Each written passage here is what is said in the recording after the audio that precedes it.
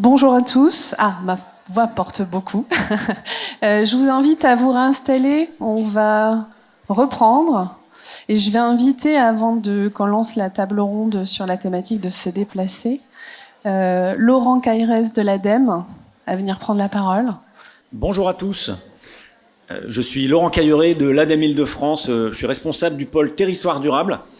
Et je suis ravi d'être avec vous ce matin pour vous donner quelques éléments d'introduction en préambule de cette table ronde sur le thème « Se déplacer ». Et merci beaucoup à Ecopolis pour cette organisation. Je souhaitais commencer en vous disant deux mots d'une étude que vient de publier l'ADEME sur le bilan socio-économique de la marche. C'était publié en septembre 2025 et ça met en évidence le fait que la marche est le premier mode de déplacement des Français, 1h12 en moyenne par jour par personne, et que la marche permet d'avoir 57 milliards d'euros de bénéfices qui sont générés par cette activité, avec des bénéfices qui sont sur la santé essentiellement et sur la productivité, l'efficacité au travail. Alors l'ADEME, c'est l'opérateur de l'État pour la transition écologique. On a pour mission d'accompagner les entreprises et les collectivités pour leur progression sur la transition écologique en leur fournissant de l'expertise, des formations, du conseil, de l'accompagnement, de la mise en réseau et bien sûr des financements pour permettre de mettre en place des projets. Nous nous intéressons depuis de nombreuses années au sujet de l'urbanisme favorable à la santé et même si c'est une évidence pour tous, je souhaitais rappeler quand même que les sujets santé et environnement sont étroitement liés. En travaillant à l'ADEME sur des enjeux tels que la pollution des sols, la qualité de l'air, l'adaptation au changement climatique, la nature en ville ou encore la mobilité, l'enjeu derrière, c'est bien en partie aussi d'améliorer ou de préserver la santé. Et c'est un petit peu mon premier message aujourd'hui, l'importance de continuer à intégrer les enjeux de santé et de transition écologique, ce qui peut permettre aussi de maximiser les co-bénéfices entre ces deux sujets. Depuis un peu plus de 2 ans d'ailleurs, l'ADEME Île-de-France a renforcé son travail avec les acteurs régionaux sur le sujet de l'urbanisme favorable à la santé. Nous avons organisé par exemple avec l'association des maires d'Île-de-France et l'agence régionale de santé les premiers trophées santé-environnement qui ont récompensé cette année 5 collectivités pour leur politique en matière de santé environnementale. Et on peut annoncer déjà une deuxième édition de ces trophées en 2026. Nous avons également renforcé le partenariat avec Ecopolis sur le programme Urbanisme et Santé.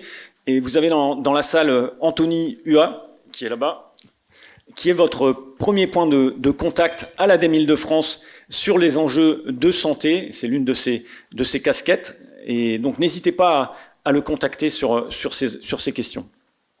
La table ronde d'aujourd'hui porte sur le sujet se déplacer, et on le sait tous, le secteur de la mobilité, des transports, c'est le premier contributeur en termes d'émissions de gaz à effet de serre en France. C'est également un contributeur important en termes de pollution atmosphérique, et c'est un enjeu majeur de diminuer ces impacts.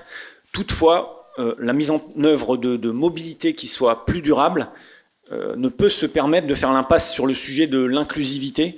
À l'heure actuelle, on sait que 1,2 million de franciliens sont en situation de précarité s'agissant de leur mobilité, ce pour diverses raisons. Ça peut être des budgets carburants trop élevés, ça peut être une absence de solution de mobilité ou encore une absence d'alternative à la voiture. Et donc il est nécessaire que le déploiement de mobilité durable s'accompagne aussi de solutions pour lutter contre cette précarité et rendre les mobilités plus inclusives. Certaines de ces solutions vous seront probablement présentées dans la table ronde qui va suivre et au cours de la journée.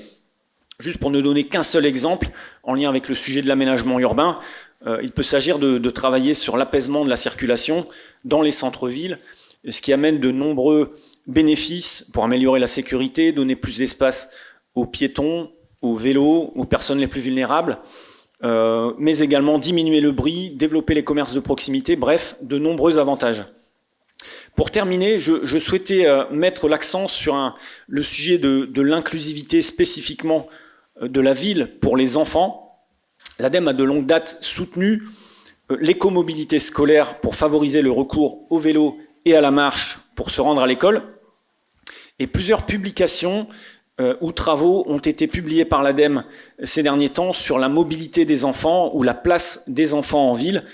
Par exemple, une grande enquête publiée en septembre 2025 qui a été menée auprès de parents sur les pratiques de mobilité des enfants de la maternelle au lycée et qui a montré que l'âge auquel les enfants sont autonomes pour leur déplacement vers l'école a régressé en l'espace d'une génération. Il est passé de 10,6 ans en moyenne à 11,6 ans en moyenne.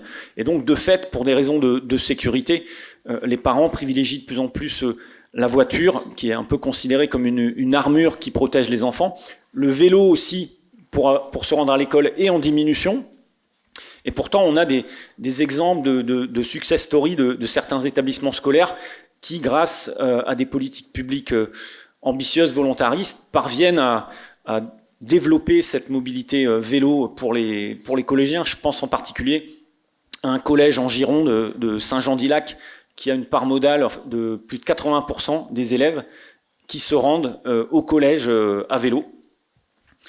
Dernier élément, la publication également en 2024 par l'ADEME d'un recueil sur les villes à hauteur d'enfants. Et ce document met en avant les solutions pour favoriser la prise en compte des enfants dans les territoires via l'aménagement, avec l'idée bien sûr qu'intégrer la place des enfants dans l'espace public, c'est un bon levier pour aller vers des territoires plus durables et inclusifs. On pourrait parler aussi du développement de rues scolaires qui a été soutenu aussi par l'ADEME en Ile-de-France avec l'association Respire. On a publié un livret, un recueil sur ce sujet. Voilà, sur ce, je vous remercie pour votre attention et je vous souhaite une très bonne table ronde et une très bonne journée. Merci Laurent. Donc nous allons commencer cette table ronde qui est dédiée à la question de se déplacer, donc favoriser les déplacements. On aura 1 heure devant nous et l'idée qu'on ait des questions complémentaires du public dans la foulée. Donc je vais essayer de respecter ce timing pour vous laisser vraiment le temps des questions et des échanges. Donc se déplacer, je vais placer très rapidement le sujet, parce que je veux plutôt laisser la place aux intervenants et aux intervenantes qui m'entourent. Pour me présenter rapidement, je suis Brigitte Fernandez, je suis responsable du pôle ressources et formation, dans lequel, entre autres, est intégré le programme Urbanisme favorable à la santé, et aussi directrice adjointe d'Ecopolis. Donc se déplacer, c'est forcément un besoin universel sur lequel on se rejoint tous dans les espaces urbains et ruraux. De tout temps, l'humanité a eu besoin de se déplacer pour X raisons, pour des questions de survie au temps du nomadisme. Et aujourd'hui, dans la question de la sédentarisation, d'autres choses ont pris le dessus. Mais l'idée, c'est qu'il y a un double enjeu pour aller très court, parce qu'on a un peu de retard, je pense, sur le timing. Il y a un double enjeu sur les questions de déplacement, sur l'impact de la santé. À la fois parce que se déplacer, ça veut dire se mettre en mouvement. Et du coup, il y a un impact sur la santé physique des personnes, dans l'idée de favoriser leur déplacement et donc de se mettre en activité. Et le deuxième enjeu, c'est bien sûr la santé mentale aussi des acteurs, parce que finalement, se déplacer, souvent, c'est parce ça conduit à des interactions sociales, parce que sortir de son domicile, ça veut dire interagir, soit dans le cadre de son travail, de sa vie amicale, de ses loisirs, de sa vie sportive. Donc tout ça, toutes ces interactions, elles sont favorisées par le déplacement, et tout ce qui fragilise finalement tout ce déplacement, ça va avoir un impact sur la santé physique et mentale des habitants. Donc l'idée aussi, c'est que justement, dans cette journée dédiée à l'inclusivité, comment dessiner des villes inclusives, et donc favoriser ces déplacements qui sont à double impact, et donc tout enjeu, c'est aussi, comme le disait Pierre Mouret plus tôt dans la matinée, c'est intégrer, partir du point de vue des vulnérabilités, des personnes vulnérables, pour essayer de prendre en compte toutes ces questions-là. Et de fait, en partant de ce point de vue-là, finalement, ça rayonnera et ça sera une inclusivité totale, qu'on soit empêché physiquement de se déplacer ou qu'on ne le soit pas et plein de conscience de ses moyens. Finalement, ça ruisselle sur tous. Je vais rapidement introduire mes intervenantes et mes intervenants qui m'entourent et je les laisserai ensuite se présenter un peu plus avant leur structure et lancer les débats. Donc j'ai en face de moi en visuel Marie Pierron. Vous êtes ingénieure en neurosciences au CNRS et vous allez nous parler entre autres d'un projet de recherche que vous menez qui s'appelle Autistensité. Jeu de mots, enfin bref, je m'en mets des pinceaux. J'aurais pas dû me lancer là-dessus. Donc j'ai Marion Tortorotto. Vous êtes chef de projet Ville accessible à tous chez CEREMA. Francis Demoz, vous êtes juste à côté de moi. Vous êtes le directeur général du laboratoire de mobilité inclusive. Autant dire que voilà, vous êtes clairement le bon casting pour cette table ronde, Antoine, vu l'intitulé du laboratoire. Diego Olivari Bernot, vous êtes responsable du service santé handicap à la ville de Villiers-le-Bel. Je ne me trompe pas.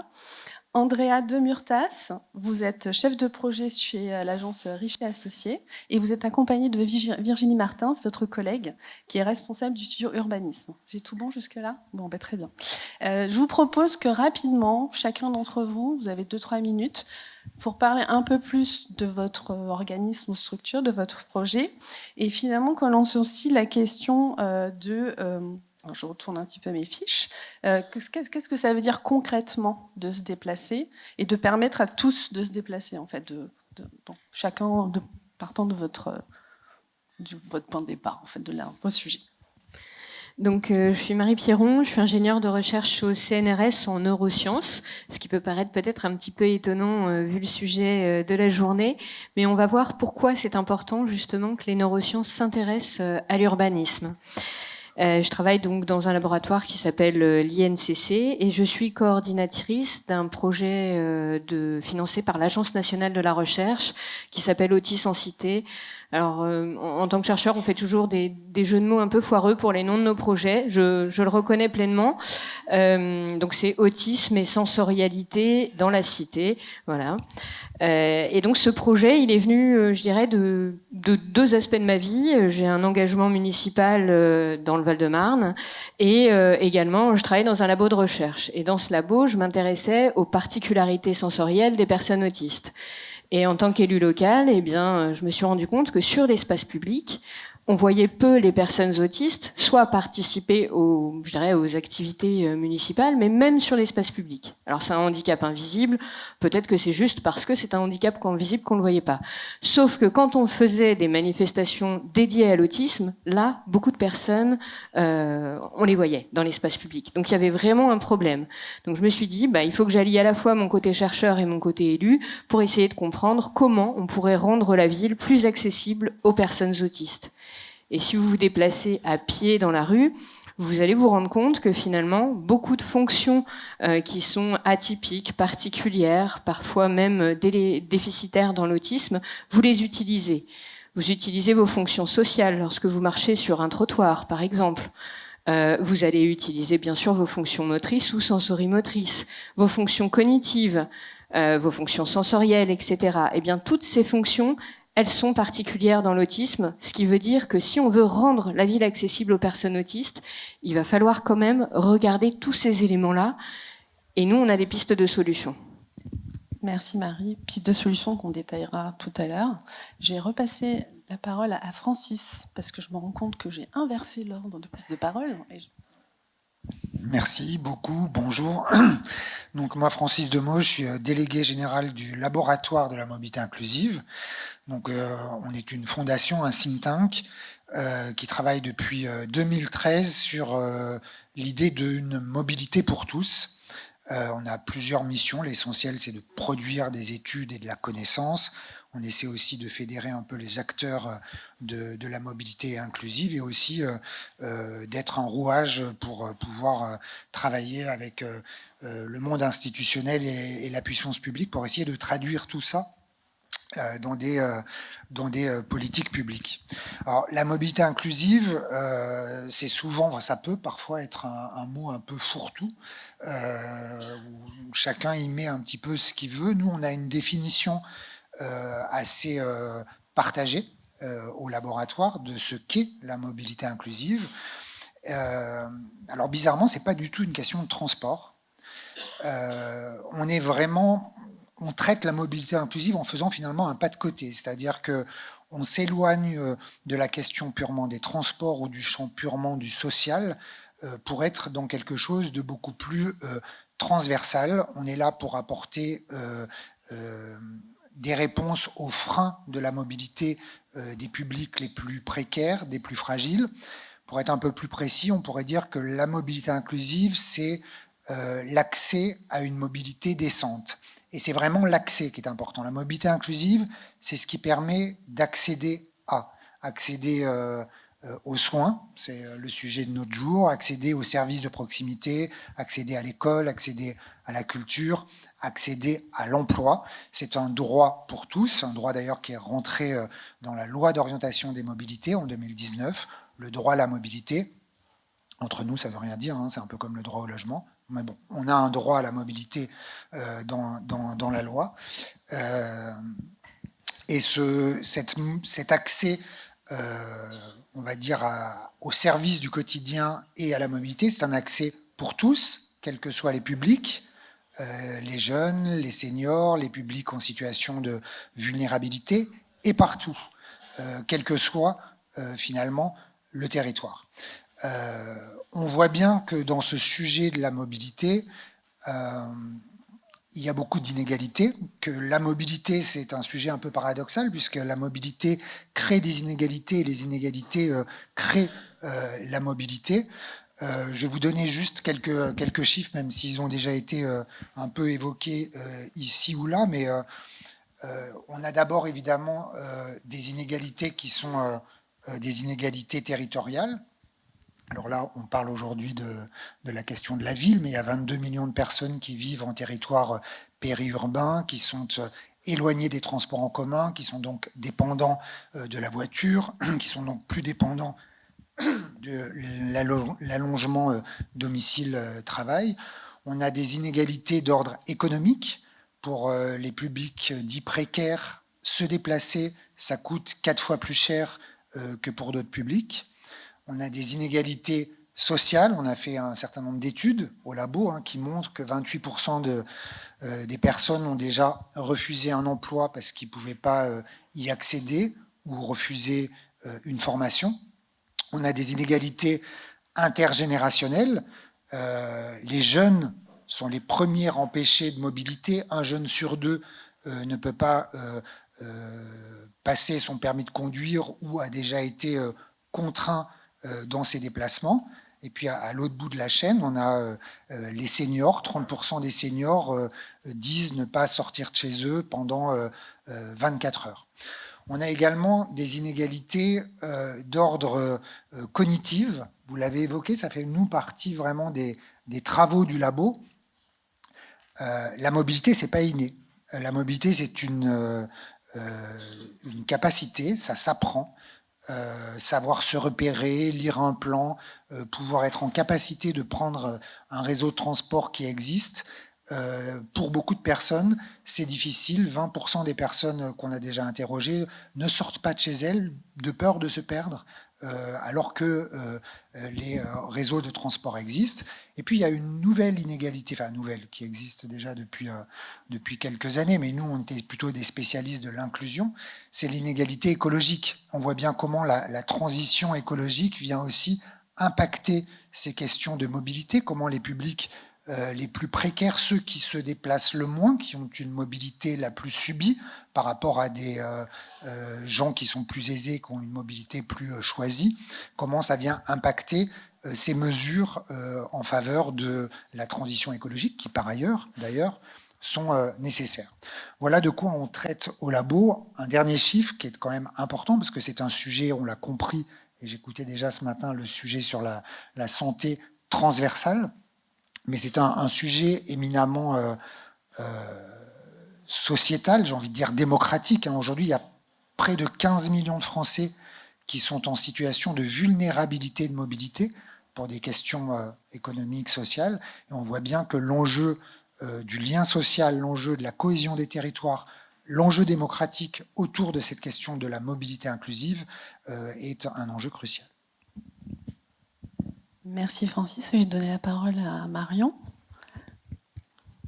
Donc, bonjour tout le monde. Moi, je suis Marion Tortoroto, donc au CEREMA. Donc, le CEREMA, c'est un établissement public qui est opérateur de l'État et qui est référent sur les sujets de l'aménagement des territoires en vue d'aider que ce soit les services de l'État, les entreprises et les collectivités territoriales à répondre aux défis climatiques. Donc, le fameux défi qui relie en fait beaucoup d'autres défis qui soient techniques ou sociétaux et qui rejoint notamment le sujet de la mobilité inclusive et comment demain, dans des dans un environnement potentiellement très différent, qu'on voit déjà aujourd'hui un peu les effets, comment on peut continuer à vivre en bonne santé, on va dire, et à vivre de façon égale pour toutes et tous. Donc le CEREMA, c'est un établissement qui a pas mal d'implantations. On est un peu répartis partout en France et même dans les Outre-mer maintenant. Donc moi, je viens de la direction territoriale Normandie-Centre. Je suis venue de Rouen ce matin. J'ai une collègue qui est vraiment votre porte d'entrée sur ces sujets-là à la direction territoriale Île-de-France. Que vous pouvez contacter si vous le souhaitez, donc qui est Cécile Renaud, qui est dans la salle. Je ne sais pas si tu veux te lever. Et donc si je suis là moi aujourd'hui, c'est parce que je copilote une étude nationale donc, qui relie plusieurs directions du CEREMA sur le sujet de l'impact qu'a eu le fait d'accueillir les Jeux olympiques et paralympiques à Paris en 2024 sur la prise en compte de l'accessibilité pour l'accessibilité physique, on va dire. Là, pour le coup, on est dans une acceptation assez restreinte, même si l'idée dans cette étude, c'est de s'intéresser à l'ensemble de la chaîne du déplacement. Donc, on a regardé les transports en commun, la voirie, les espaces publics, et puis l'accès aux bâtiments, notamment aux sites qui ont accueilli les épreuves des Jeux. Et donc on a une première phase, c'est une étude qui est en cours, donc tout n'est pas fini, et puis l'héritage de lui-même des Jeux est encore en train de se mettre en place sur certains endroits. Mais on a une première phase de notre étude qui est terminée sur les transports. Et donc c'est le livrable que vous voyez à droite qui donne déjà un certain nombre d'éléments, puisque voilà, la mobilité, c'est aussi justement comment accéder physiquement au lieu par notamment les transports. Je pourrais détailler plus tard. Merci Marion. Vous pouvez passer le micro à Diego. Bonjour à tous, Diego Olivari, responsable du service santé handicap de la ville de Villiers-le-Bel. Donc Villiers-le-Bel qui est une ville de l'est du Val d'Oise, donc avec une population résidant à 80% en quartier prioritaire de la ville. Aujourd'hui présent pour présenter le projet de la marche accessibilité, qui est un projet qui est mis en place sur Villiers depuis une dizaine d'années, qui permet, donc avec différents services, mais également la participation de partenaires ou de personnes en situation de handicap, de découvrir des espaces sur la ville et de faire un point sur les défaillances qu'ils peuvent rencontrer au quotidien pour justement améliorer la mobilité sur la ville. Ce projet s'inscrit dans cette volonté, en tout cas des équipes politiques, mais également des services, d'améliorer cette mobilité douce sur le territoire, tant par le développement des pistes cyclables, mais également sur cette volonté de développer la marche sur notre territoire. Donc c'est un projet qui initialement qui a été initié par une association de la ville, donc avec des personnes en situation de handicap qui devaient se rendre tous les mercredis au sein d'un centre social et qui rencontraient des difficultés à se rendre sur ce site à cause des trottoirs qui n'étaient pas adaptés ou des incivilités. Donc à partir de là, on va dire que le projet s'est mis en œuvre et depuis une dizaine d'années se pérennise. Donc on essaye chaque année de changer de quartier pour rendre. Donc c'est une rencontre qui se déroule avec différents services techniques, la participation de la police municipale, des chargés de développement locaux et également du service santé, où on relate un peu toutes ces défaillances et on essaye d'apporter des améliorations. Depuis peu, c'est un projet qui nous permet également de sensibiliser. L'année dernière, on a eu la participation d'une des écoles sur le projet, donc également pour sensibiliser toute notre population à ces enjeux d'inclusion sur le territoire. Merci. Et on va terminer le tour de table avec le duo de chez Richer Associés. Alors, si vous voulez, je vous passe mon micro. Vous en avez deux. Merci. Bonjour à toutes et à tous. Moi, c'est Andrea De Murtas. Je suis architecte urbaniste au sein de l'agence Richer Associés. Donc, agence qui s'occupe d'aménagement urbain, mais aussi d'architecture, transport, espace public. Donc, je suis avec Virginie. Bonjour à toutes et à tous. Donc Virginie Martins, donc avec Andrea, nous travaillons à l'agence Richet Associés, donc qui est une agence de concepteurs, donc autour de 3 métiers.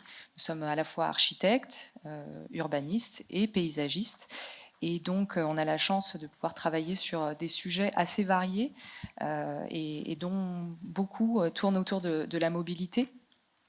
L'agence est assez reconnue pour certains de ses projets de tramway notamment, ou aussi de gare du Grand Paris. Alors, on est venu ici invité par Ecopolis, pas pour vous parler de tramway ni de gare, mais pour vous parler d'un projet sur lequel on travaille avec Andrea pour Citalios, l'aménageur, et donc un projet de renouvellement urbain sur la commune de Savigny-sur-Orge, qui est donc une commune du nord de l'Essonne. Et voilà, vous avez le plan guide sous les yeux. Alors, c'est un petit peu éclairé, donc vous ne verrez pas grand-chose autour de ce quartier. Mais ce qu'il faut savoir, c'est que ce quartier, il a une particularité. Donc, on est en renouvellement urbain, donc on a des financements de l'ANRU, c'est une ZAC. Et ce quartier qui se trouve au sud-ouest de la commune de Savigny-sur-Orge, il est complètement enclavé. En fait, ce qu'on voit, c'est que sur le linéaire est, on a l'autoroute A6, donc qui est quand même une frontière assez costaud, et donc le reste des limites en fait de ce quartier, c'est la voie ferrée. On a le RERC qui dessert la commune. Voilà. Donc on est complètement encerclé. Voilà, l'autoroute ici, la départementale et ici la voie ferrée. Et la départementale, voilà, sur la partie nord. Donc ce quartier, alors pour ceux qui, je pense que nombreux parmi vous connaissent l'ANRU, donc l'Agence nationale de la rénovation urbaine. Parmi les grands principes fondateurs de l'ANRU, il y a pour ces quartiers qui sont généralement des quartiers sociaux et sensibles, l'un des grands principes fondateurs, c'est le désenclavement. Ici, en fait, ce qu'on disait, quand on a découvert ce quartier et quand on l'a visité, c'est ici, on ne pourra pas désenclaver. L'autoroute, on ne va pas pouvoir la supprimer, la voie ferrée non plus. Donc, la question qu'on s'est posée, c'est comment faire pour désenclaver et pour faciliter, en tout cas, les mobilités, faciliter le quotidien en fait des habitants qui résident sur ce quartier, sans casser ou sans faire en sorte de recréer des nouvelles infrastructures, et qui viendraient traverser ce quartier. On s'est dit que les mobilités douces, actives, étaient sans doute le levier le plus important, et au travers aussi de la requalification des espaces publics. Et en tout cas, c'est comme ça qu'on a orienté notre proposition quand on a répondu à l'appel d'offres de Citalios. Et ce qu'il faut aussi souligner, c'est que quand on a visité ce quartier, on a découvert un quartier plein de qualités, et on s'est senti, on a été très agréablement surpris de découvrir un quartier très vert, avec un grand ensemble installé dans un grand parc. Ce qui est souvent le cas. En réalité, on est sur des ensembles, voilà, où les arbres, le projet paysager est arrivé à maturité, et historiquement aussi, ce qu'il faut dire, c'est que ce quartier de Grandvaux-Grandval, lors de sa conception, il a été installé dans un ancien parc de châteaux. Et ça aussi, c'est un sujet assez particulier sur ce site.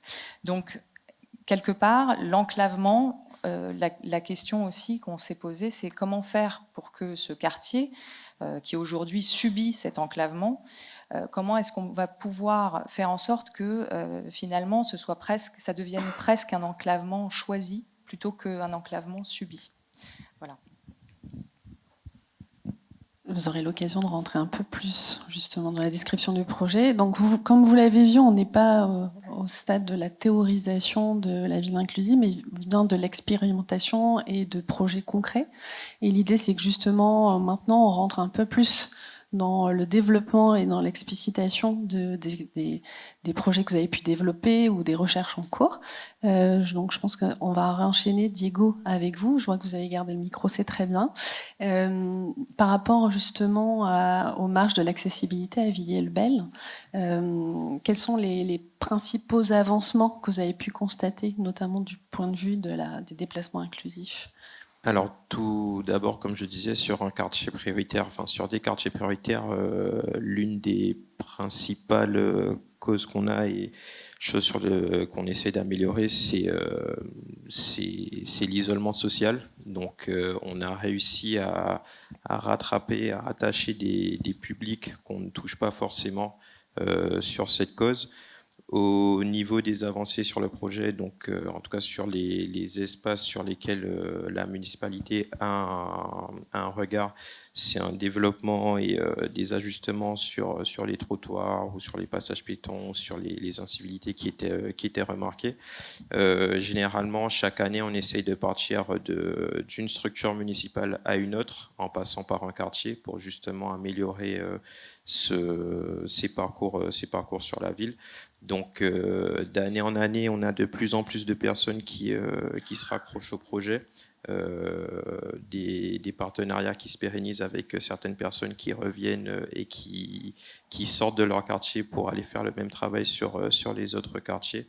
Donc d'un point de vue de la population, c'est un projet auquel ils se sont raccrochés, et nous, d'un point de vue technique, des améliorations qui ont pu être apportées tout au long des trottoirs sur la ville, par exemple. Merci. Peut-être on peut enchaîner dans le côté retour d'expérience de projet Savigny-sur-Orge. Du coup, vous aviez la parole d'heure. Je vous laisse, Andrea, poursuivre. Je suis restée sur le plan, si ça va. Donc, comme on dit tout à l'heure, c'est un quartier qui est globalement qui est enfermé sur lui-même du fait que nous avons donc l'autoroute ici, la voie ferrée et la départementale qui est là. Comme disait Virginie tout à l'heure, notre question de base c'était oui, les grands axes de travail de la rue c'est désenclavé, mais concrètement comment ça se passe? Donc nous avons abordé le projet, et déjà on héritait d'un plein guide des études préliminaires qui étaient menées auparavant, qui globalement portaient l'idée forte du désenclavement. Ça passait par la création d'un franchisement routier qui traversait le quartier, donc les prolongements de l'avenue Ouzio, qui était prolongé juste à chercher la départementale. Donc on était un peu surpris de ces gestes assez forts, assez coûteux aussi, car globalement une bonne partie du budget des espaces publics était affectée à la création de ces franchissements, qui par ailleurs traversent aussi la petite rivière des Livettes, donc aussi assujettie à des problématiques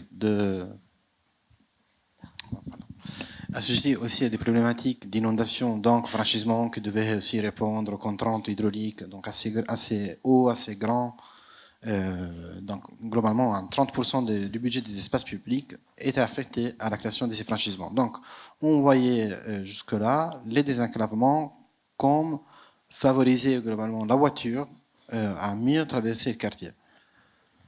Donc on s'est dit, peut-être on pourrait réinterroger ces axes de travail et commencer à réfléchir à recoudre, retisser des liens entre le quartier et son territoire, en passant par les mobilités douces, en sachant aussi que justement la voiture, ce n'est qu'une partie, qu'un pourcentage des populations qui utilisent globalement la voiture, globalement assez gendrée aussi dans certains quartiers. Et donc on a commencé à proposer la création plutôt de passerelles piétons vélos. Donc je suis désolé pour les plans qu'on ne voit pas trop bien, mais je vous indique donc la proposition de créer 1, 2, 3 passerelles pour mieux connecter le quartier à la ville, surtout de l'autre côté de la rivière des Livettes. Les réaménagements et la création d'un espace accessible PMR Côté Grandval, donc ici à l'autoroute, il y a un passage souterrain et jusqu'à aujourd'hui, il y a un grand escalier juste en face au tunnel. Donc toute mobilité, une difficulté, ne pouvait pas forcément les prendre, qu'elles soient des PMR, mais qu'elles soient tout simplement quelqu'un avec son caddie ou avec sa poussette pour rejoindre le centre de Savigny, qui pour le coup, il est de l'autre côté de l'autoroute. Donc, cela, après, ici, dans le cadre du projet du tramway, il a été ouvert un passage, il a été créé un passage qui permettait donc de rejoindre plutôt en allant chercher plutôt Morsan, et donc qui a ouvert globalement l'accessibilité au commerce pour les populations locales. Ces projets ont bénéficié aussi en étant un projet en rue, souvent on peut bénéficier de tout un tas d'ingénierie, d'études qui devient aussi une sorte de levier pour les projets, pour s'appuyer sur quelque chose de concret, pour convaincre à la fois les élus, les territoires à s'engager dans des démarches virtueuses. Et donc, on a ici Marie qui a mené justement une étude sur ces quartiers sur la question des mobilités autistes dans l'espace public. Nous avons bénéficié aussi, grâce aux propositions justement, de favoriser les mobilités douces au centre du quartier. Globalement, nous a permis aussi de s'inscrire, de requalifier l'inscription de ce quartier comme maillon de la GR, de la ceinture verte d'Île-de-France. Donc, globalement, en arrivant d'Épinay, on peut traverser avec notre proposition le quartier et rejoindre Morsan et longer large, ce qui a permis au projet aussi de bénéficier d'être lauréat du prix ID Marché. Voilà, donc tout ça pour dire, donc il y a tout un tas toutes des questions, tout un travail qu'on a mené sur les mobilités dans le quartier, qu'il soit sur les espaces publics, mais que ça part aussi pour nous des espaces privés.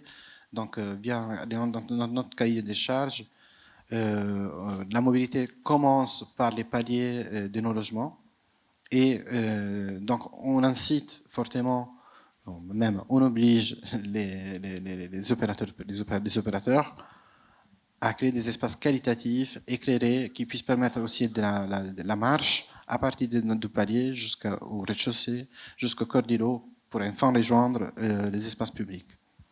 Une petite parenthèse aussi sur certains choix de spatialisation des programmes, où tout début, la crèche, donc il y avait une démolition et reconstruction d'une crèche dans le programme de la ZAC. La crèche était positionnée quelque part par là, à proximité de la départementale. Et là aussi, départementale hyper trafiquée, car c'est l'une des portes d'entrée sur la 6. Donc je vous laisse imaginer les quantités de voitures qui y passent. Vous avez dit, bon, c'est pas forcément génial de mettre les enfants au quotidien à proximité de la départementale. Et donc nous avons proposé de les rapprocher et de les intégrer au Grand Parc, qui par ailleurs, dans le projet précédent, était totalement bâti. Donc d'installer la crèche au centre du parc, car d'une part, c'était de les rapprocher aux équipements scolaires, donc faciliter les mobilités pour les familles qui sont peut-être plusieurs enfants, donc de rapprocher les distances, mais aussi de faire profiter d'un espace vert de proximité, de manière que les enfants, en sortant de la crèche, puissent se rendre facilement dans le parc. Et peut-être si je peux rajouter aussi quelque chose, c'est qu'on n'est pas en proche couronne sur ce quartier Grand-Vaux-Grandval à Savigny. Donc la voiture, c'est un outil indispensable, en tout cas pour les habitants de ce quartier et puis de cette commune, hein, comme vous pouvez l'imaginer. Donc l'objectif, c'est vraiment pas de limiter ou d'empêcher la voiture, mais bien de mettre en avant ou de qualifier et de favoriser les espaces publics et de faire en sorte qu'ils puissent être appropriables pour tout le monde. Et quelque part, en fait, en travaillant dans cette optique-là, on se dit que justement, le vrai enjeu, c'est de favoriser justement les publics les plus vulnérables. Et donc, ce qui est intéressant, c'est que souvent dans les projets sur lesquels on travaille, on a des contraintes à respecter, et c'est très très bien, qui sont sur de pouvoir rendre accessibles les espaces publics aux personnes à mobilité réduite. Donc on a des normes très strictes, mais il faut que ça puisse être élargi à d'autres public beaucoup plus vaste. Il n'y a pas que le handicap physique, il y a en effet tout un tas d'autres handicaps, et puis il y a aussi les personnes âgées, les enfants, et donc tout un tas de publics qui sont vulnérables ou qui ne sont pas en situation de pouvoir justement se déplacer en voiture ou avec des véhicules motorisés. Voilà. Un sujet également, c'est que ça ne se voit pas sur le plan, mais ce quartier, il a un fort dénivelé, parce que en fait, le point bas, c'est l'Yvette. Et donc, l'avenue Ouzillot que l'on voit ici, qui est une des artères principales, on a une pente très très forte. Et le projet initial, le plan guide dont on héritait en fait quand on a commencé notre mission, donc sur toute la partie nord, on était très étonnés de voir que la maille en fait de ce quartier, la trame vière de ce quartier était complètement effacée, et puis on recommençait autre chose. Et les grands ensembles, on peut en dire, on peut en parler longuement, et il y a sans doute beaucoup de choses qui n'ont pas été très bien faites. Mais pour le coup, ici, au moment de l'installation de ce quartier dans ce grand parc de Grand Vaux, finalement, il y a eu des grandes terrasses, des grands terrassements qui ont permis à ces grandes barres de s'installer. Et ce qui était tout à fait intelligent et pertinent. Et du coup, quand on a commencé à se ressaisir en fait de ce plan guide, nous, ce qu'on a proposé, c'est justement de conserver et de retravailler avec ces terrasses existantes, enfin ces terrassements existants, et de réinstaller en fait les nouvelles typologies en fait sur la géographie actuelle de ce quartier. Et ensuite, bien sûr, de requalifier et de permettre à ce que tous puissent se déplacer dans les meilleures conditions sur ce quartier. J'avais dans mes notes en fait l'idée que vous aviez fait des marches exploratoires avec des publics féminins. En effet, comme je disais tout à l'heure, il y a eu plusieurs démarches, dont des marches à haute intensité, mais il y a aussi des marches exploratoires qui ont été menées par les territoires, donc avec un public féminin qui s'est baladé dans le quartier, donc ce qui nous a permis bien sûr de pointer certains endroits du quartier qui posaient potentiellement question. Et en même temps, on a trouvé un peu la limite de l'exercice, dans le sens que ce n'était pas forcément un public représentatif du quartier, car on était dans le panel des personnes qui ont mené cette marche exploratoire. Globalement, on avait ou des représentants des associations, ou des postes déjà pas démocratisés au sein du quartier. Donc on aurait bien aimé avoir un peu les ressentis plus concret, quotidien et local pour cette marche exploratoire qui était faite. Merci pour le détail de ce projet. Je pense qu'il y aura peut-être des questions qui vous demanderont des précisions sur des points, mais je vais passer la parole aux autres pour que tout le monde ait le temps de développer un petit peu ce propos. Je ne sais plus à qui je dois parler. Je reprends mes notes qui sont mélangées. C'est Marie, il me semble, qui avec le projet Haute-Intensité. Alors, ce projet, je pense que d'abord, il faut qu'on parle de comment on l'a conçu au départ, et on a un consortium qui va rassembler différents types d'expertise. Vous avez les chercheurs, ça c'est assez classique, dans différentes disciplines, que ce soit en neurosciences, en psychologie du développement, jusque-là c'est très classique, mais on a aussi des géographes, des urbanistes, des cliniciens, et puis on a ce qu'on appelle des experts d'usage. Donc on a des personnes autistes qui, depuis la définition de la question de recherche jusqu'à la méthodologie, la discussion des résultats nous accompagne, y compris sur la valorisation. Et ce consortium, il est extrêmement important pour la suite du projet. Ensuite, une fois qu'on a eu constitué ce consortium, on s'est dit comment on va répondre à notre question de recherche qui est comment rendre accessible la ville aux personnes autistes. Il va déjà falloir qu'on comprenne leurs difficultés d'interaction dans la ville, mais aussi les lieux qu'ils apprécient. Parce qu'il n'y a pas que des difficultés dans la ville, il y a aussi des points positifs. Et si on veut réussir à comprendre comment rendre la ville plus accessible, il faut déterminer ces points positifs. Et donc, on a réalisé des entretiens de groupe avec des adultes autistes, avec des proches de personnes autistes et aussi avec des professionnels du secteur médico-social. Et c'était important parce que le spectre, il y a une très grande hétérogénéité dans l'expression de l'autisme et c'est important qu'on essaye d'avoir la vision la plus large possible du spectre. Donc c'est comme ça qu'on a travaillé. Et puis ensuite, à partir des éléments que nous avions extraits des entretiens de groupe, on a fait un questionnaire pour lequel il y a pour l'instant à peu près 280 personnes adultes autistes qui ont répondu. Et à partir de là, on a extrait des caractéristiques qui nous permettent de se dire comment on pourrait concevoir un trottoir accessible, un passage piéton accessible, parce que le passage piéton, c'est un élément déterminant sur l'espace public pour des questions de sécurité, bien sûr. Et puis, des éléments tout bêtes comme ça, mais quand on discutait avec les professionnels, ils nous disent, par exemple, alors je vais dire, la ville de Paris, j'ai rien contre la ville de Paris, surtout pas, hein, c'est pas l'idée. Mais simplement, à un moment, ils ont changé le sens des bandes au sol pour les passages piétons. Eh bien, pour les professionnels qui accompagnent au quotidien des adolescents ou des adultes autistes qui sont en difficulté, je dirais, cognitive, avec un trouble du développement intellectuel associé, l'apprentissage était entièrement à recommencer avec ces changements. Alors je sais que ça touche pas que l'autisme, puisque les chiens guides d'aveugles aussi étaient perturbés par ces changements. Donc il y a des petits éléments qui parfois, c'est important aussi d'avoir ce retour des professionnels.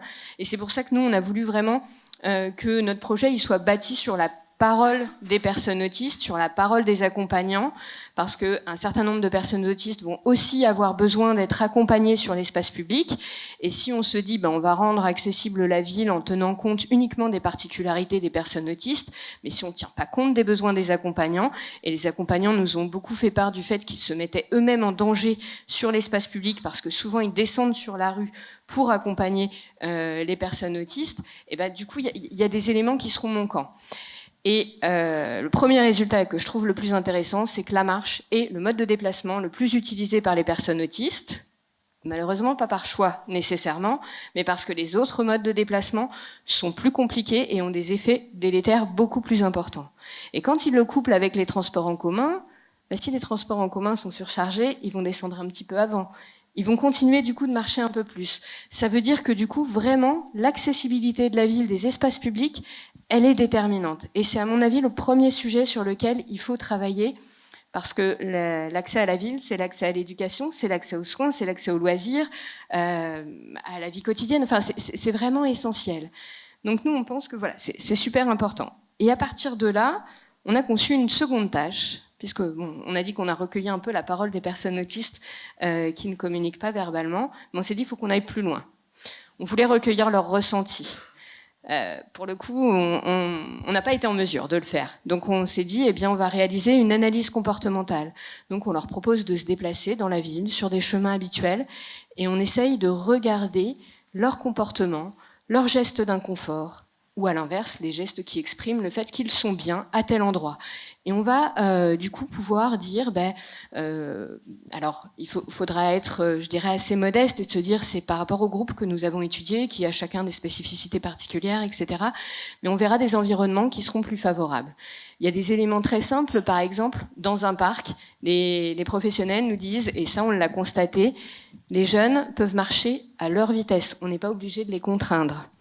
Et ça c'est extrêmement important. Ça veut dire que sur un trottoir classique, ils ne peuvent marcher ni à la vitesse qu'ils veulent, ni exactement à l'endroit qu'ils veulent. Ça veut dire qu'on ne regarde pas non plus ce qu'on veut, etc. Parce que cet environnement, il n'est pas sécure. Alors que dans un parc, dans lequel finalement l'environnement est beaucoup plus sécurisant, en tout cas pour le professionnel, il y a beaucoup plus de liberté, le stress du professionnel est largement abaissé et les marques d'inconfort chez les jeunes également.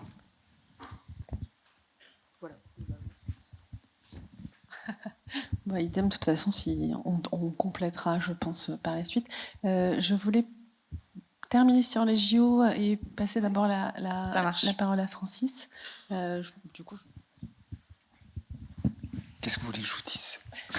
Je vous passe le micro. Non, mais dans la lignée de ce que vient de dire. Alors, je vais être rapide parce que du coup, sur les expérimentations, ce qui est intéressant, je trouve, c'est que on parle de l'accès aux services de proximité, soit via des aménagements de territoire, comme on permet, soit via des publics cibles. Peut-être que moi, je peux vous dire comment on peut accéder aux services de proximité via des solutions de mobilité, puisque dans la mobilité inclusive, on a ce qu'on appelle la mobilité solidaire, qui a été issue de la loi des orientations des mobilités en 2019, qui est portée par 95% d'associations. Les solutions de mobilité solidaire, ce sont des solutions, je reprends votre mot de maille, dans la maille la plus fine du territoire. C'est-à-dire qu'une solution proposée à un endroit n'est pas forcément duplicable 10 km plus loin, en fonction des besoins. Et ce sont portés par des associations, ce sont des plateformes de mobilité, qui sont des dispositifs pour les personnes les plus vulnérables, prescrites par France Travail ou par les missions locales. Ce sont des lieux dans lesquels on trouve de l'apprentissage à la mobilité, où on trouve différentes solutions de mobilité.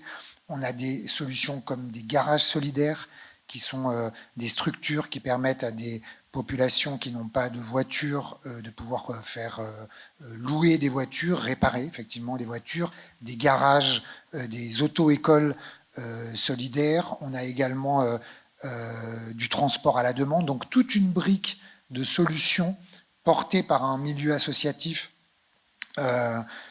vraiment rempli d'énergie, parfois dans des situations, particulièrement en ce moment, compliquées, mais qui font vivre vraiment les territoires, qui sont aussi souvent... alors on travaille dans le cadre d'une démarche qui s'appelle la démarche Tous Mobiles, avec le CEREMA, avec l'ADEME, pour monter des projets de mobilité solidaire, mais on voit bien que toutes ces solutions-là, elles se font au plus près du territoire. On a aussi toutes les solutions de mobilité inversée, quand on va vers le public, avec des autos, par exemple des écoles pour passer le permis, des caravanes qui vont se déplacer dans les villages, ou par exemple toutes les solutions proposées par la Poste de mobilité inversée, où la Poste offre un autre service. Tout ça pour vous dire qu'on est vraiment là au cœur du sujet, parce qu'on voit bien que si on travaille chacun de notre côté, on n'y arrivera pas. C'est-à-dire qu'on est vraiment dans une transversalité entre les solutions portées par les urbanismes, l'aménagement du territoire, des solutions en fonction de publics cibles, et penser la ville en fonction de ces publics est essentiel, et puis des solutions qui sont portées par des professionnels ou des associations qui mettent à disposition de ces services un certain nombre de dispositifs. Je ne sais pas à qui. Moi, je repasserai la balle. Merci Francis. On va terminer avec vous, Marion. Justement, vous parliez du projet l'héritage des Jeux Olympiques 2024. L'idée, c'est justement de nous détailler un petit peu plus quel est cet héritage du point de vue de la mobilité inclusive et la ville inclusive. Oui, on va retrouver, je pense, un fil rouge qu'on a vu dans pas mal d'autres interventions là à l'instant, c'est l'importance de la parole des usagers.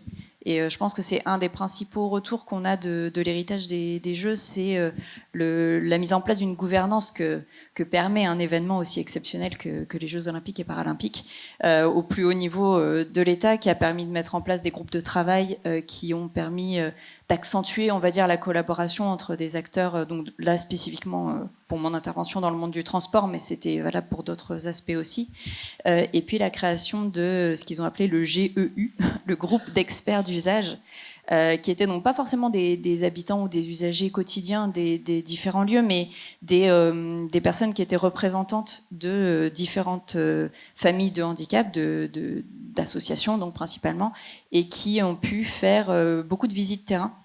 Et ce qui a permis de vraiment mettre en évidence, comme vous avez pu le faire dans les démarches, dans les espèces de marches exploratoires finalement, avec vous à Villiers-le-Bel, L'idée de se dire, bon bah voilà, on fait remonter ce qui marche, on fait remonter ce qui marche moins. Et ça a vraiment permis de montrer une amélioration au fur et à mesure dans la préparation, on va dire, des jeux. Et puis, il y a énormément d'aménagements qui ont été faits en dur et qui ont vocation à rester. Donc, c'est ça qui fait vraiment l'héritage physique, on va dire, des lieux. Mais voilà, je trouvais important déjà de parler de l'héritage un peu plus immatériel, qui est quelque part cette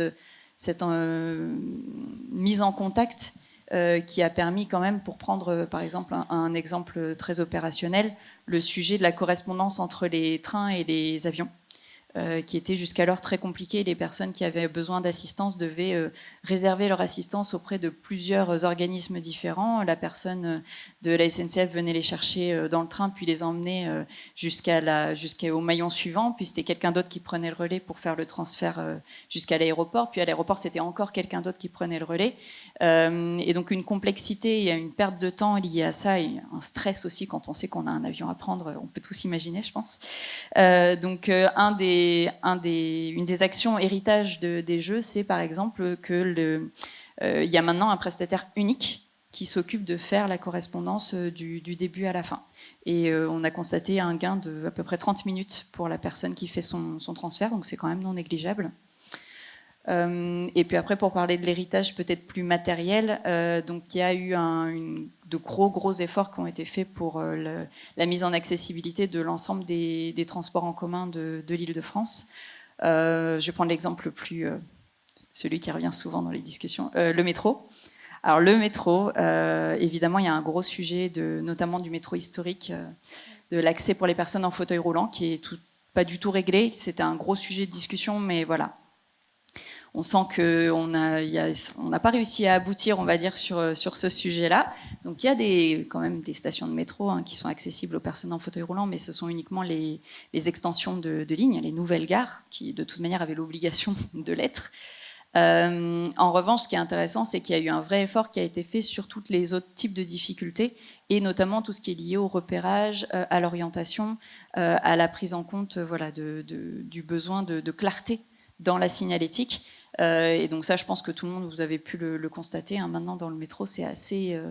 on a ces grands panneaux, ces hypersignes, comme ils appellent ça, où tout est écrit très très gros, et c'est assez simple quand même maintenant, un peu plus simple en tout cas. Moi, en tant que personne non francilienne, je trouve que c'est plus simple de s'orienter dans le métro parisien.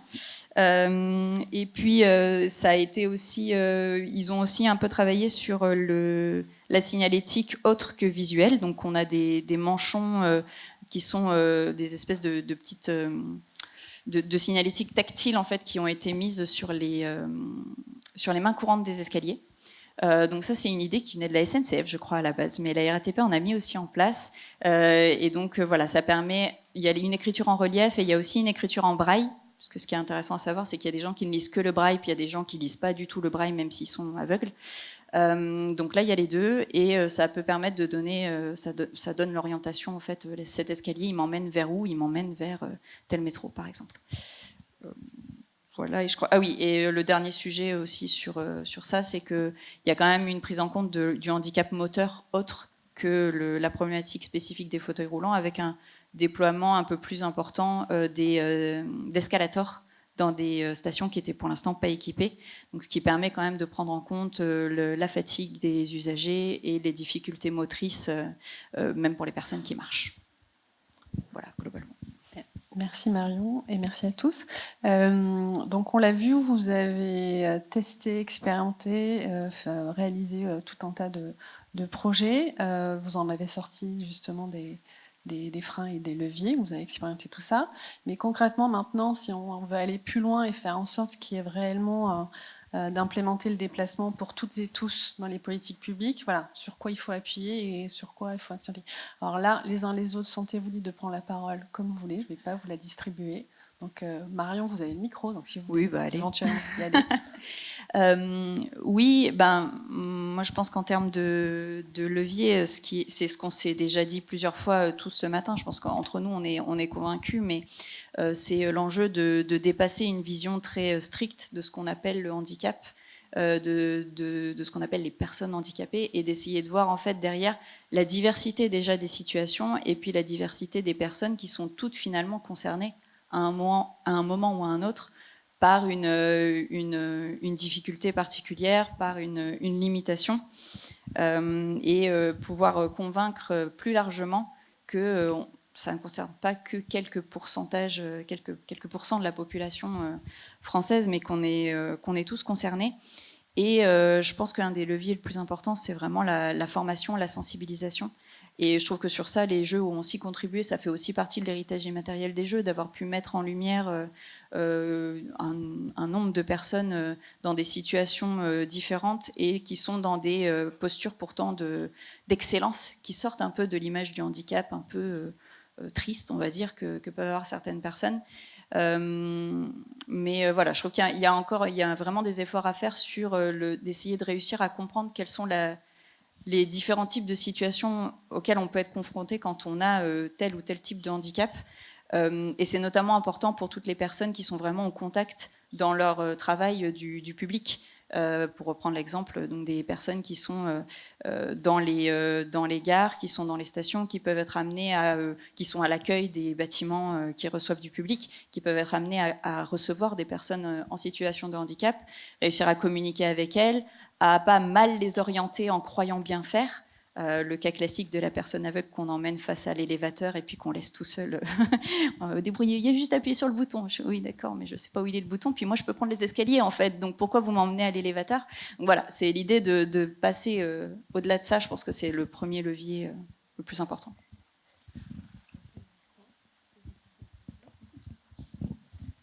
Merci. Moi, je dirais que peut-être dans les freins, il y a sans doute la méconnaissance, parce qu'en fait, effectivement, je l'ai un petit peu dit tout à l'heure, et puis je pense que ça a été déjà largement dit, mais nous, en tant que concepteurs, on a voilà, des normes, des règles à respecter qui sont inscrites dans la loi pour justement faire en sorte de faire des espaces publics accessibles aux personnes à mobilité réduite. Sauf qu'en fait, il faut que ces espaces publics soient accessibles à tous. Et pas seulement, bien sûr, les personnes à mobilité réduite. En fait, on se dit que si on arrive à faire en sorte de rendre les espaces publics accessibles pour une personne en fauteuil, pour une personne âgée ou en béquille, qui a des difficultés à se déplacer, ou bien pour un parent avec jeunes enfants, poussette, un enfant sous le bras et puis un autre. Donc bien sûr, rendre l'espace physiquement accessible, c'est super important, mais ce qui a été dit aussi, c'est que ça ne doit pas s'arrêter là. En effet, il y a tout un tas de publics vulnérables, en fait, et qui, quand on les additionne, en fait, ça représente une proportion considérable de la population, et donc ça passe aussi par l'éclairage, ça passe par la signalétique, ça passe par des espaces qui soient agréables, dans lesquels on se sente en sécurité, ça passe aussi par les usages, bien sûr, mais les occupations, en fait, aussi. Est-ce qu'il y a des commerces? Est-ce que dans le quartier dans lequel je circule, il y a des gens, en fait, des commerçants, des usagers dans lesquels un espace dans lequel je vais me sentir bien et en sécurité. Donc tout ça, c'est important, en fait, d'avoir toutes ces choses-là en tête pour pouvoir essayer de développer ou d'améliorer, en fait, les situations. Je pense qu'en fait, la méconnaissance, c'est un vrai frein. Et donc, il faut diffuser le plus possible la connaissance. C'est pas évident, mais c'est là-dessus, sans doute, qu'il faut aussi travailler. Oui, je pense que la méconnaissance est un frein et le silo est un autre frein. Nous, au labo, on essaie vraiment de travailler sur cette transversalité. En fait, nous, par exemple, lorsqu'on a des interlocuteurs ministériels, on a le ministère des Transports, de la Transition, ou la délégation interministérielle de lutte contre la pauvreté, parce qu'on fait un peu du social, parce qu'on fait du transport. Ah oui, mais vous faites aussi de l'aménagement. Donc, si vous faites du social, vous ne faites pas du transport. Donc, en fait, en étant partout, on n'est nulle part. Et on a vraiment besoin, dans cette construction de politique publique, de s'identifier et d'être dans cette transversalité. En tout cas, nous, c'est vraiment quelque chose qu'on pousse de façon vraiment importante. Merci. Juste, on va donner des questions, mais Diego, allez-y. Je rejoins un peu tous les collègues en tout cas sur le volet de la méconnaissance. Pour revenir sur Villiers-le-Bel et le projet qu'on porte, c'est notamment ce côté avec les incivilités, où on remarque des voitures garées sur des trottoirs ou des poubelles placées au mauvais endroit qui ne permettent pas à ces personnes en situation d'handicap moteur d'avoir un trajet facile et sans encombre. Également le stationnement sur les places PMR, donc place à mobilité réduite, qui est un gros souci qu'on peut rencontrer, d'où cette volonté de notre côté de travailler sur ce volet sensibilisation, donc que ce soit à l'école, mais également en dehors avec les parents ou les seniors. On invite également sur ces marches accessibilité tout type de public. Donc on a les centres sociaux qui viennent avec des publics, on a les écoles, mais également les seniors et des élus qui viennent sur ces temps. Il y a aussi ce volet où ces personnes en situation de handicap ont l'occasion d'être à la rencontre des élus du territoire, chose qu'ils ne font pas souvent, ou pour laquelle ils n'ont pas souvent l'occasion parce qu'ils ne se sentent pas légitimes de venir vers ces instances. Mais sur cet événement, c'est l'élu qui vient à la rencontre de la personne en situation de handicap. Donc il y a également des échanges qui peuvent être portés sur tel ou tel aménagement où on n'apporte pas non plus de solutions miracles. Sur certains éléments, on est obligé de faire ainsi. Donc il y a également cet échange qui permet de rompre cette incompréhension qu'on peut avoir entre les différents publics. Merci. Donc un dernier mot de Marie. Merci. Alors nous, je dirais, il faut que notre projet il passe dans la société maintenant. Je dirais que c'est ce qui est nécessaire et c'est ce qu'on a dit, la sensibilisation, le transfert des connaissances, etc. Alors pour ça, on a mis au point différents éléments. D'abord, on a rédigé des documents pour faire des recommandations dans les plans locaux d'urbanisme qui peuvent être utilisés. Alors c'est pas moi qui l'ai fait, et heureusement, mais on a une association qui travaille avec nous qui s'appelle Campus Urbain et qui, elle, vraiment s'occupe de ce transfert vers la société. Et puis on a mis au point un outil d'évaluation sensorielle à partir de notre démarche qui pourra être utilisable par tous, par module, parce que finalement il faut qu'on puisse s'adapter à chaque situation. Si par exemple dans une école qui accueille des petits enfants autistes, ils décident d'aller au gymnase, eh bien cet outil il permettra, avant de mettre en place le cheminement, de regarder quels sont dans le cheminement les éléments qui sont difficiles et peut-être d'en choisir un autre. Parce que c'est pas forcément toujours de proposer des nouveaux aménagements, mais ça peut être aussi de s'interroger sur les cheminements à privilégier. Et ça, ce sera ce à quoi servira notre outil. Il servira aussi de dialogue avec les acteurs des collectivités territoriales, les élus, mais aussi les commissions communales d'accessibilité, mais tout simplement l'agent qui va implanter le banc sur la voirie. Lui, il a des règles à lui, parce qu'il sait qu'il y a des problèmes, et quand nous, on va lui dire « Ah bah oui, mais pour les personnes autistes, il faudrait que ce soit ainsi », il faut que, finalement, pour moi, il faut que ce dialogue il s'installe et que de lui-même, il soit convaincu, que ce ne soit pas des sachants, que ce soit des chercheurs ou des techniciens ou des directeurs qui lui disent « c'est comme ça que tu dois faire ». Non, je crois qu'il faut qu'il y ait un partage de connaissances et une reconnaissance des expertises mutuelles. Et cet outil, on va le tester dans le Grand Orly-Seine-Bièvre à Villejuif et dans le département des Landes, qui est extrêmement engagé sur la prise en compte des besoins des personnes autistes. Merci Marie, on sera ravis de vous accueillir lorsque l'expérimentation sera faite pour en parler et voir concrètement ce que ça donne. D'ailleurs, je rebondis ce que disait Virginie tout à l'heure sur l'idée de diffusion et sensibilisation, tout le monde est porté à connaissance. C'est notre rôle aussi, voilà pourquoi on organise ce genre de journée. Je compléterai aussi en disant que donc on est en centre de ressources, donc l'idée c'est qu'il va y avoir capitalisation sur cet événement bien entendu, et toutes les études, rapports qui sont diffusables seront bien sûr relayés à travers notre site et tout post-événement. Donc voilà, hein, allez-y, nourrissez-vous, allez piocher, et voilà, on est là pour ça. Donc on va voir, est-ce qu'il y a quelques questions dans l'assistance qu'on pourrait prendre? Bonjour, je suis Pablo Carras, directeur d'études urbanisme favorable à la santé au bureau d'études CODRA.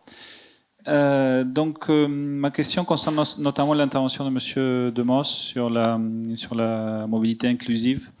Donc j'ai trouvé très intéressant ce que vous avez dit au début sur cette notion, finalement on passe un peu d'une notion de mobilité à une notion un peu plus transversale qui est celle de l'accessibilité finalement au service du quotidien.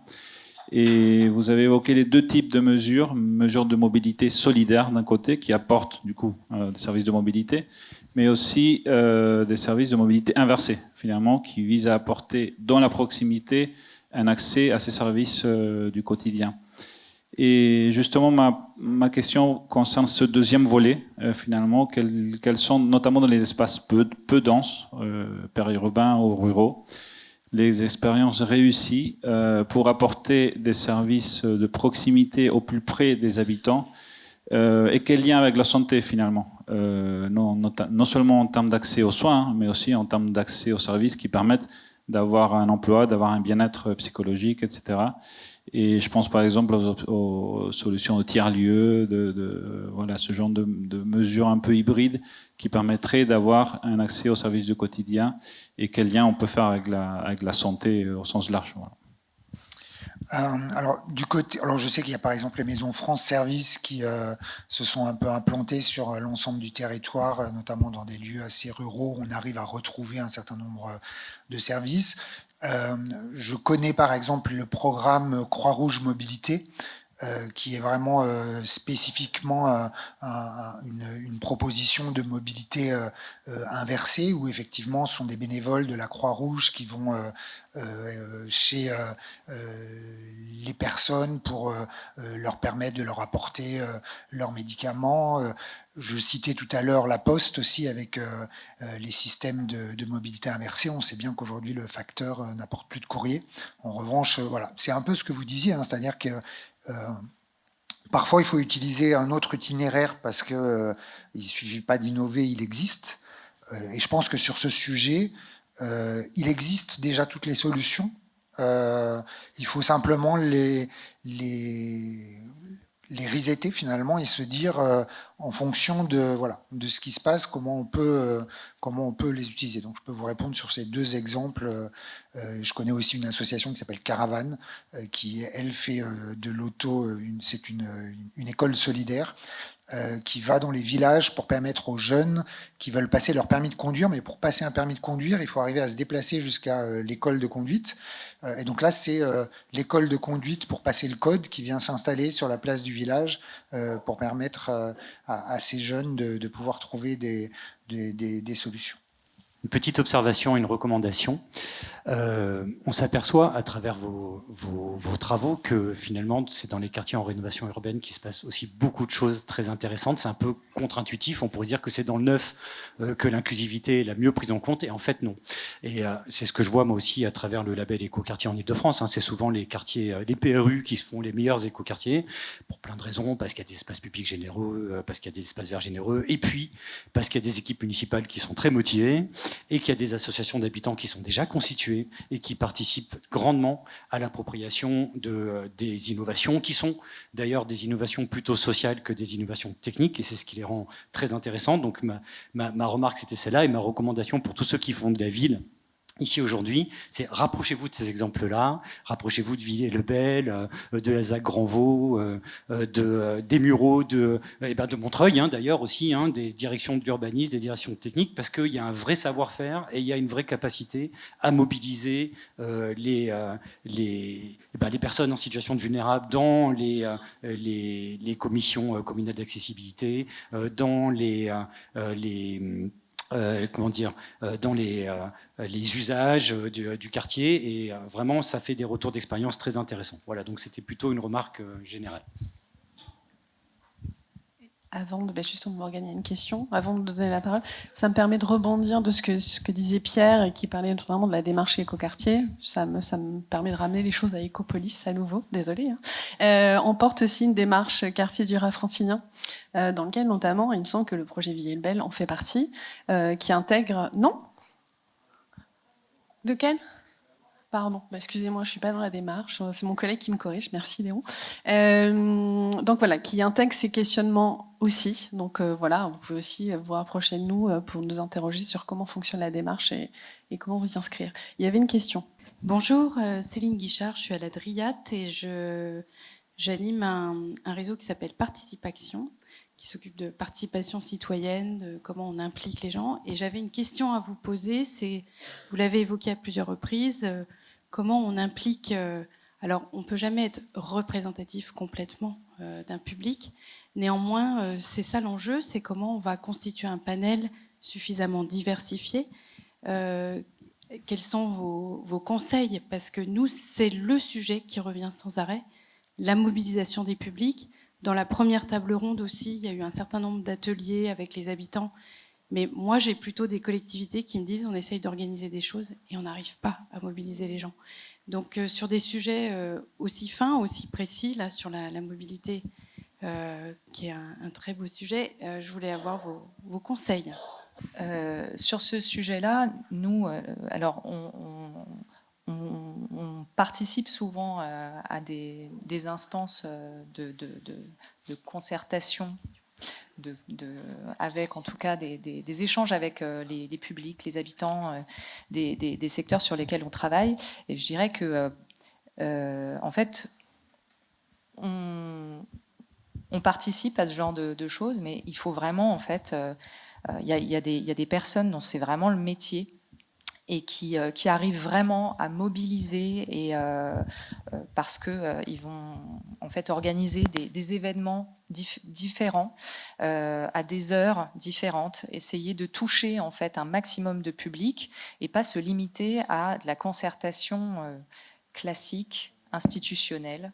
Et en tout cas, alors pas sur Savigny, mais sur un autre quartier sur lequel on travaille avec Andrea, Bagneux, il y a aussi une très forte volonté politique de vraiment aller à la rencontre des habitants.